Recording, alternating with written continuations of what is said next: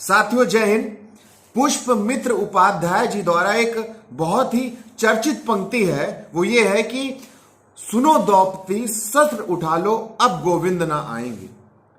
ये पंक्ति देश की नारी शक्ति के लिए उन्होंने लिखी थी और बताया था कि अब आप गोविंद यानी भगवान श्री कृष्ण का इंतजार मत करिए, आप अपने हाथों में शस्त्र उठाइए और जो भी आपके साथ अन्याय करता है उनको दंड दीजिए, तभी आपके साथ न्याय होगा। 2014 में भी देश में भारतीय जनता पार्टी ने देश की नारी शक्ति के साथ एक वादा किया था। वो वादा ये था कि बहुत हुई महिलाओं पे अत्याचार, अब की बार मोदी सरकार। इस नारे के साथ देश की जनता को देश के प्रधानमंत्री नरेंद्र मोदी जी ने भरोसा दिलाया था कि आप भारतीय जनता पार्टी को वोट दीजिए और हम जिम्मेदारी लेते हैं कि जो देश की महिलाएं होंगी, जो देश की बेटियां होंगी, हम उनको सुरक्षित करने का काम करेंगे। लेकिन आज सुबह सुबह एक खबर आती है, आईआईटी बीएचयू में नवंबर माह में एक घटना होती है। रात के अंधेरे के वक्त बुलेट सवार 3 युवकों ने बंदूक की दम पे एक देश की प्रतिष्ठित संस्थान में पढ़ने वाली, आईआईटी बीएचयू में पढ़ने वाली बेटी के साथ दुर्व्यवहार किया, गैंग रेप किया। पुलिस तफ्तीश करती है और उनको पकड़ने में 60 दिन से ज्यादा समय लग जाता है। बड़ी रोचक बात है कि आईआईटी बीएचयू इतना प्रतिष्ठित संस्थान है, देश के प्रधानमंत्री जी का संसदीय क्षेत्र है बनारस, वहां की पुलिस को आरोपियों को पकड़ने में इतना समय लग जाता है। लेकिन जब सुबह खबर ब्रेकिंग न्यूज आई तभी सभी इलेक्ट्रॉनिक मीडिया में तो पता चलता है कि जो 3 आरोपी थे वो भारतीय जनता पार्टी की सोशल मीडिया यानी जो उनकी आईटी सेल थे उससे वे संयोजक थे, सह संयोजक थे और अन्य काम वो देख रहे थे।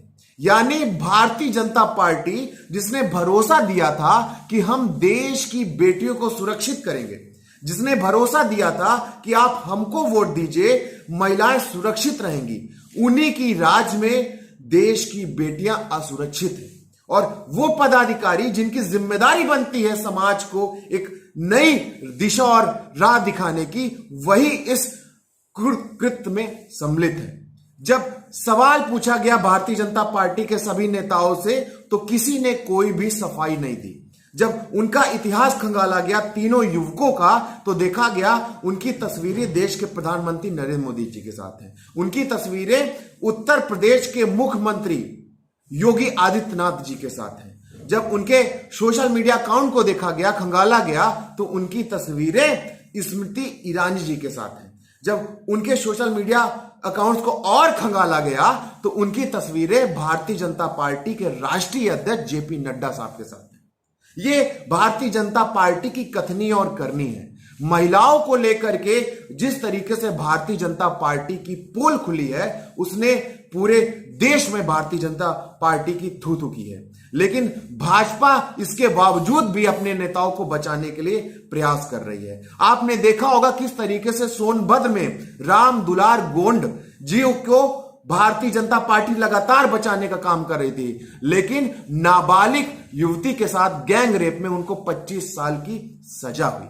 आपने देखा उन्नाव में किस तरीके से सेंगर कुलदीप सिंह सेंगर को भारतीय जनता पार्टी लगातार बचाने का काम कर रही है। जब न्यायालय का डंडा चला तब भारतीय जनता पार्टी को मजबूरन उनको पार्टी से निष्कासित किया गया। आपने देखा देश का सम्मान बढ़ाने वाली महिला पदक वीरों को रोते हुए सड़कों पर घसीटा गया और हार करके उन्होंने अपना पदक सरकार को वापस कर दिया।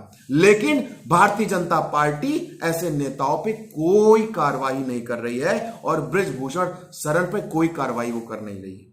आपने देखा किस तरीके से कठुआ में भारतीय जनता पार्टी के लोगों ने पीड़िता के साथ न देने की जगह आरोपी के पक्ष में यात्रा निकाल करके बलात्कारियों के साथ देने का काम किया। तो यह भारतीय जनता पार्टी की कथनी और करनी सभी देशवासियों को आज समझना पड़ेगा।